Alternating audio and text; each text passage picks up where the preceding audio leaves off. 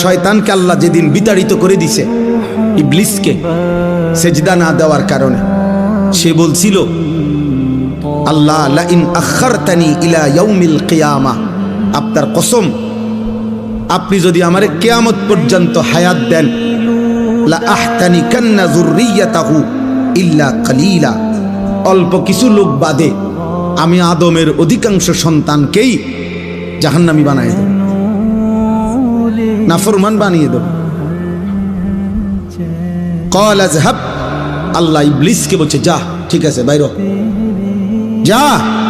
ফামান তাবিআকা মিনহুম ফাইন্না জাহান্নামা জাযাউকুম জাযাআম মাওফুরা।